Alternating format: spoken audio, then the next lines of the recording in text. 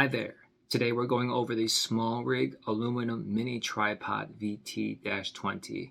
This is a tripod I got because my other mini flexible leg tripod broke. It just eventually, the moldable metal snapped off, and I thought, why don't I get another one of those?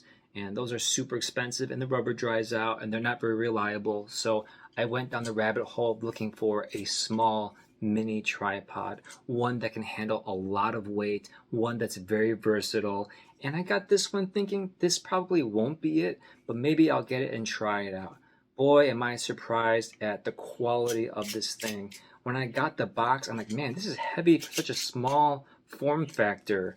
But now that I'm playing around with it, it makes sense. Even though it's aluminum, it's not carbon fiber. This weighs about 1.5 pounds, but it's a very substantial, dense 1.5 pounds. When it's folded up, it's about 7 inches, I would say. And it comes with this ball head, okay? Some tripods don't come with a ball head, but this one, this is no skimpy ball head. This thing is very heavy duty. Just this ball head alone can take a maximum of 13 pounds, which is crazy amount, impressive quality. And it's very, I didn't even rank on this thing. It's very sturdy and it's super smooth. It just feels like metal, no plastic parts that I can see here. Smallrig is really fantastic. It's blowing me out of the water, and I bought this with my own money. I do not have to, kiss anyone's rear or anything like that. I mean, if I didn't like it, I would say so. These Arca Swiss plates are super versatile. It'll fit any camera, and it sits right in there with a level bubble in here, which I just saw. I never even noticed that. My own tripods don't even have that. My real big ones anyway. Also, another thing to mention, I'm really excited about this if you can't tell. It's a very smooth panning. You can feel the liquid in there, that it moves super smoothly. I really like that a lot. It's a small form factor and it just works really well.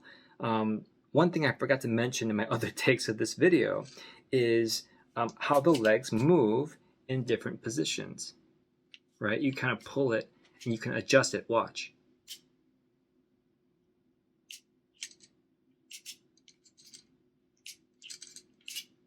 I mean, when you hear that double click, it just locks into place.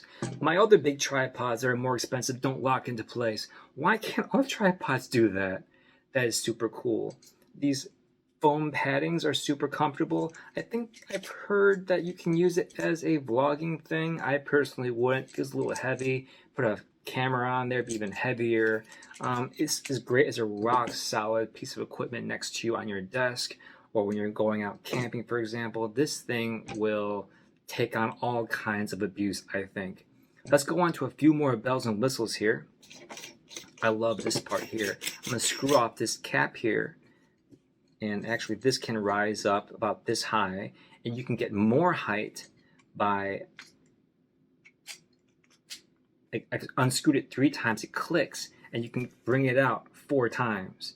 And then you just twist it a little bit more and it's locked into place. You don't have to keep twisting it to really make sure.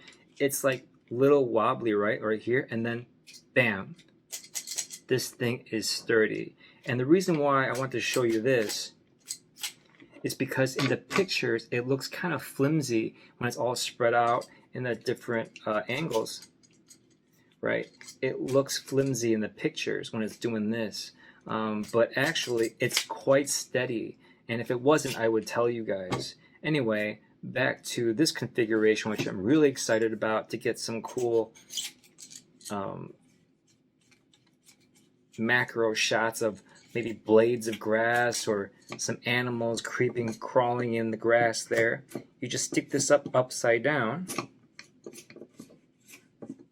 and then you screw this down and you lock into place. And you put this cap right back in there. And now you got an inverted middle column. Now some other tripods are like, oh, you don't need a middle column, it makes a smaller form factor. Yes, that might be true, but now that I see the benefits of this middle one and still have its small form factor when stowed away and set up, I actually don't mind this. When it comes to the benefit, I mean, this is fantastic. Yeah, let's go over some accessories. It comes with an Allen key to determine how tight you want the legs to move. I think it comes with just the right amount of movement for me. This thing here is a cell phone holder, depending on how big your cell phone case is. It's a nice thing to add into it, since this is probably going to be used for people with smartphones, but I plan on using this for all my equipment. I have Fujifilm cameras, mirrorless cameras, camcorders, and a smartphone, so I may not use this all that much. I think I have another one that has like knobs you can adjust and get it really tight. This just doesn't feel very, very useful to me. It can mount here, or it can mount in the back there. Smallrig has loads of other smartphone holders that I'm also going to be reviewing. I personally don't want to be using this, but this is fantastic. Do check this out. It comes with everything you need, and it's at 54 bucks. At the time when I purchased it with my own money. There are other ones I'll be reviewing that cost nearly 200 with all the accessories that I got. So I didn't think I was going to keep this, but now I'm sure. Not only do I want to keep this, but I recommend it to all of you out there looking for something cool and useful like this. Thank you so much for watching. Bye-bye.